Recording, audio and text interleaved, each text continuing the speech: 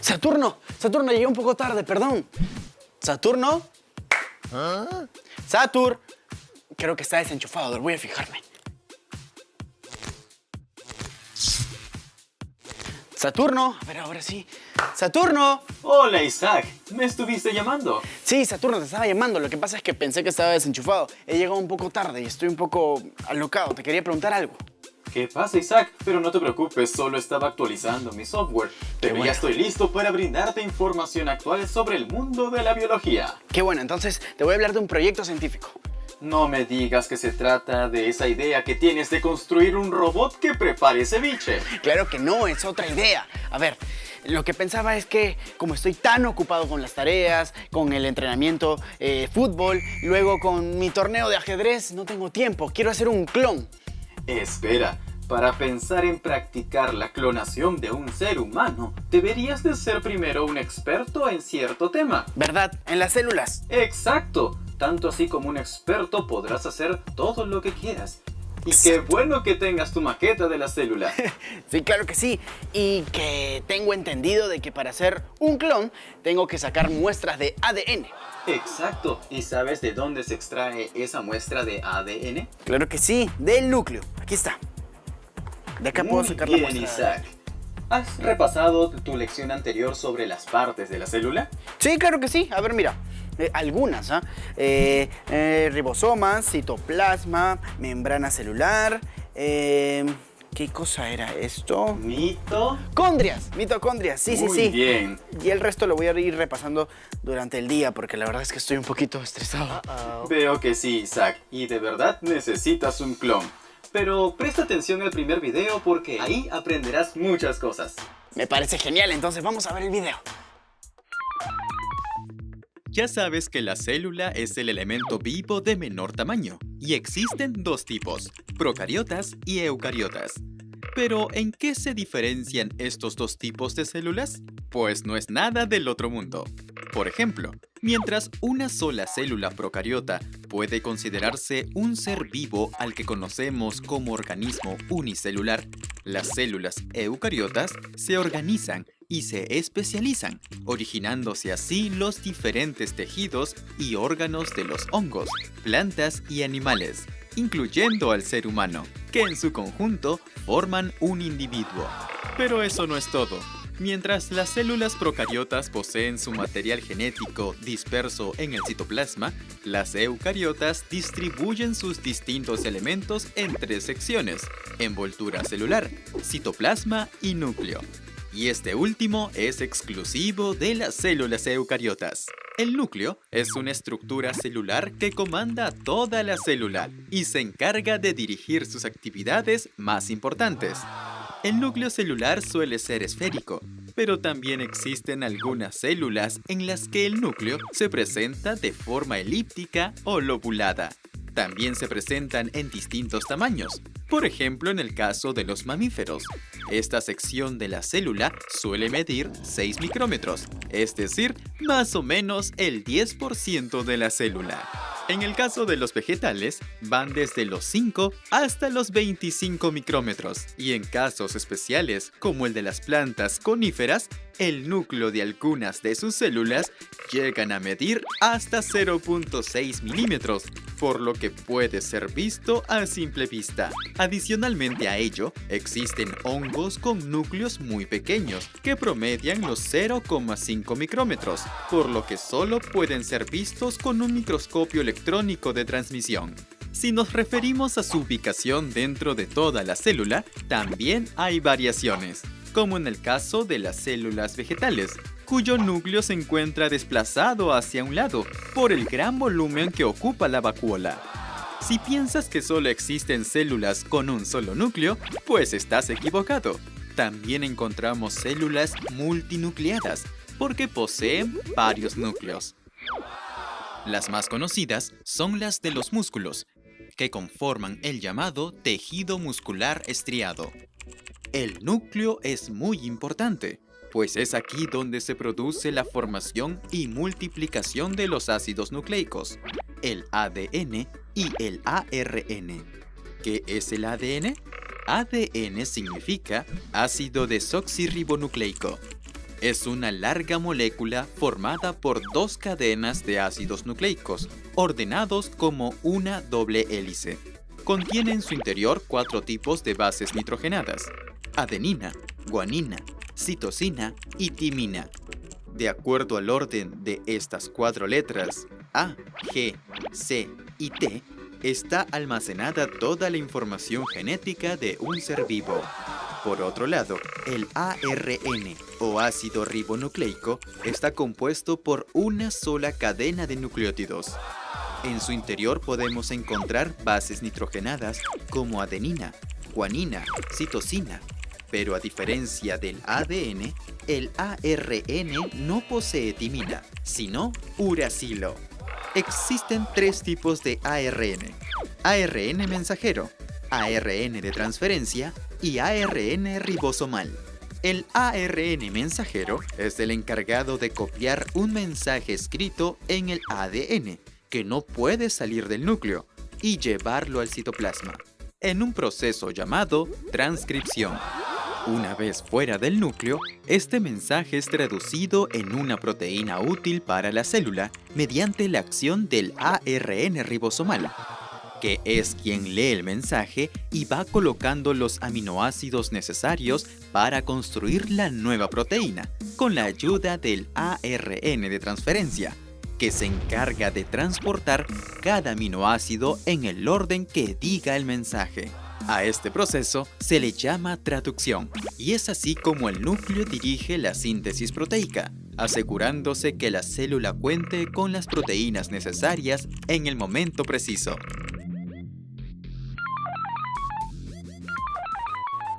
Saturno, tienes razón, no puedo hacer un clon si ni siquiera tengo bien claro el estudio de las células y mucho menos sus partes, porque ni siquiera sé lo del núcleo. Tranquilo, Entiendo. Isaac. Yo creo que ese gran proyecto que te has propuesto lo puedes aplazar para cuando seas todo un científico profesional y tengas tu propio laboratorio y equipos necesarios. Tienes mucha razón. Y otra duda que tengo es que ni siquiera sé cómo entrar a un núcleo de la célula. Bueno, lo importante es que a tu edad ya conoces que en esta zona de la célula está todo lo necesario para realizar un clon. Exacto, tengo toda la información necesaria aquí en el núcleo, sí. tienes Toda mucha la razón. información genética para hacer un clon. Y no olvides sobre el ARN. Estos son muy importantes en la producción de las proteínas. ¿Verdad? Tienes mucha razón. El ARN es muy importante. ¿Y qué vamos a hacer ahorita entonces? La profesora Pierina debe tener alguna acotación más sobre este tema. Me parece genial que me ayude la profe. Hola Isaac, ya que estás fantaseando con la clonación, veamos tu caso. La clonación sucede cuando se produce una copia genética idéntica de un ser vivo, algo que pasa en la naturaleza, como es el caso de los gemelos idénticos o de las bacterias. Clonación también hace referencia al conjunto de técnicas que se utilizan para producir una copia de un ente biológico en un laboratorio. Cuando dices que te quieres clonar, te estás refiriendo a la clonación reproductiva, donde los investigadores obtienen un clon animal completo originado a partir del núcleo de una sola célula somática, que puede ser de la piel del animal, y que insertan en el óvulo tratado para que la única información genética que lleve sea la del animal que se quiere clonar. Suena sencillo, pero ha sido increíblemente difícil obtener un resultado satisfactorio. Ejemplo de esto fueron los 277 intentos para clonar una oveja en 1997, que resultaron en la oveja Dolly. Han pasado 20 años y recientemente se han clonado chimpancés, lo que es un gran avance en la técnica. Sin embargo, aún no se ha logrado clonar un ser humano, no solo por la dificultad de hacerlo, sino por el debate ético y moral que eso implicaría. ¿Lo ves, Isaac? No es tan sencillo como parece y por el momento, clonar humanos es ciencia ficción. 277 veces. Yo con un ejercicio de matemáticas me aburro y a lo mucho intento 2 veces. Pero 277 veces para clonar una oveja es demasiado. En mi opinión, lo que realmente te hace falta, Isaac, es dejar ese hábito de procrastinar. ¿Procrastiqué? Procrastinar. Procrastinar significa retrasar alguna actividad que debe de hacerse pronto.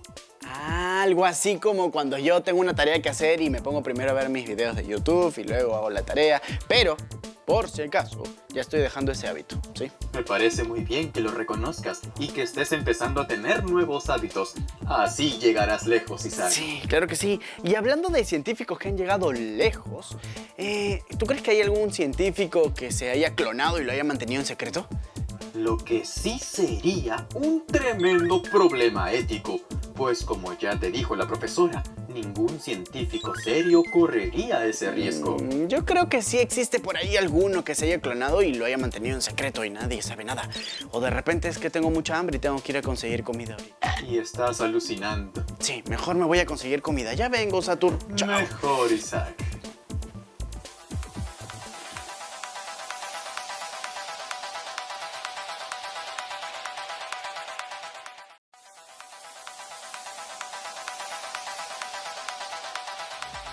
Mira, Saturno, lo que traje para comer. Qué rico está este snack. Está buenazo.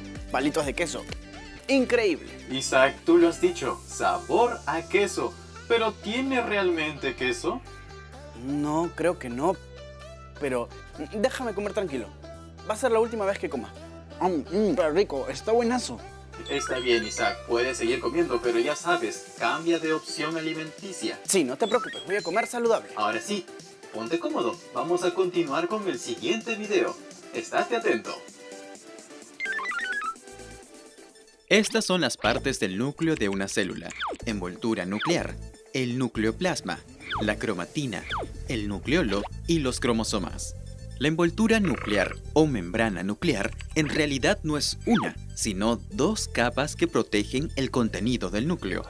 Una capa externa y otra interna, ubicadas de forma paralela. En la envoltura nuclear encontramos también a los poros nucleares, que permiten el ingreso o salida de moléculas al citoplasma. El nucleoplasma, o jugo nuclear, es una sustancia líquida viscosa que envuelve y protege los demás elementos del núcleo, evitando el contacto entre ellos. La cromatina también se encuentra en el núcleo celular, y se trata de un conjunto de proteínas y filamentos de ADN. Es la manera en la que el ADN se organiza dentro del núcleo. La cromatina se divide en dos grupos. Su forma activa es la eucromatina, donde se concentran las regiones de ADN ricas en genes o instrucciones, que son expresados normalmente por la célula. Y su forma inactiva, la heterocromatina, se encuentra en los bordes del núcleo y está más condensada, dividiéndose en dos grupos: la heterocromatina constitutiva, que no tiene información genética, y la facultativa, que sí contiene genes, pero que no se expresan.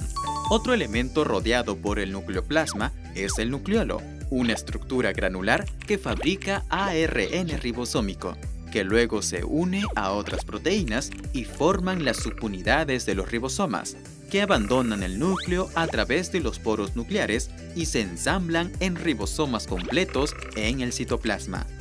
En cuanto a la cantidad de nucleolos por célula, no hay una fórmula exacta. Se han encontrado células del mismo tipo con 1 o 2 nucleolos. Y por último, cuando la célula se divide para formar dos células hijas, el núcleo empaca toda su información genética en un soporte seguro y muy compacto. Estos son los cromosomas. Se trata de cromatina superenrollada. Su nombre viene de los vocablos griegos chroma, que significa color, y soma, cuerpo. Cada cromosoma contiene parte de la información genética de la célula muy bien organizada, y la cantidad de cromosomas varía de una especie a otra. Entre las partes del cromosoma está el centrómero y las cromátidas. Saturno, yo sé que tú prefieres que yo coma una manzana o una ensalada, pero ¿tú sabes qué es lo bueno de esto a diferencia de los otros alimentos? Difícil entender, pero no sé, dime tú. A ver, que con esto, estos palitos, mira, gracioso, puedes formar cromosomas, así de fácil. Mira. Isaac, debo reconocer que eres un buen observador. Y sí, tus palitos de queso parecen cromosomas. Muy artístico. Pero ahora presta atención al mensaje de la profesora. ¡Claro! Isaac, hablemos de los cromosomas. Cuando se estudiaban las células bajo el microscopio, los genetistas notaron rápidamente que los cromosomas variaban de formas y número de una especie a otra. Por ejemplo, nosotros tenemos 23 pares de cromosomas, lo que constituye nuestro cariotipo, mientras que la mosca de la fruta tiene solo 4 pares de cromosomas y los ratones tienen 20 pares. Los cromosomas pueden presentar diferentes formas en relación al centrómero, que es la región que lo divide en dos partes, el brazo Q o largo y el brazo P o pequeño. Dependiendo de dónde se ubique el centrómero, el cromosoma puede ser metacéntrico, cuando el centrómero divide al cromosoma en dos brazos de la misma longitud. Submetacéntrico, cuando el centrómero genera un brazo ligeramente más corto que el otro. Acrocéntrico, cuando el centrómero está tan cerca al extremo del cromosoma que se genera un brazo muy pequeño y otro muy largo. Y finalmente, telocéntrico, cuando el centrómero se encuentra en el extremo del cromosoma y solo puede verse un brazo. En el cariotipo humano podemos encontrar cromosomas metacéntricos, submetacéntricos y acrocéntricos, mientras que los ratones tienen cromosomas telocéntricos. Saturno, ahora que ya sé cuántos cromosomas tiene una célula humana, me arrepiento de haberme comido todos los palitos de queso. Mira, he comido la mitad y ya no me quedan muchos. Tal vez te queden algunos, pero ¿qué tal si intentas replicarlos de otro ser vivo? Tienes razón, puede ser de una jirafa, de un ratón o quizá de una mosca. De la mosca de la fruta. ¿Y cuántos cromosomas tiene? 8 cromosomas, tiene 8 cromosomas. Me olvidé. ¿Me puedes dar una imagen, por favor, para plantearla acá? Claro que sí. Esta es una vista del cariotipo de Drosophila melanogaster. ¡Wow! Qué difícil ese nombre, pero lo voy a ver, lo voy a hacer, a ver. Tararara. Seguramente que lo puedes replicar con los palitos de queso. Tararara. Además, te estás convirtiendo en todo un artista. Muy bien, Isaac. Veo que el tema entra más fácil con un poco de arte. Sí.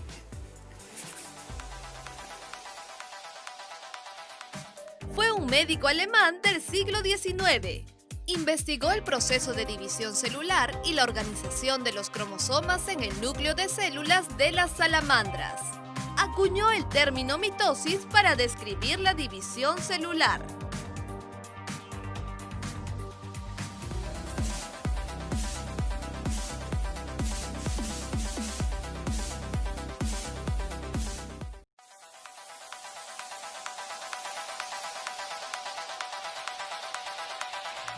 Fue un médico alemán del siglo XIX.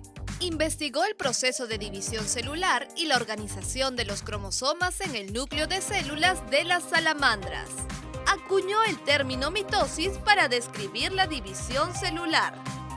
Respuesta: se trata del médico alemán Walter Flemming, quien en 1843 estudió la estructura, función y comportamiento de los cromosomas.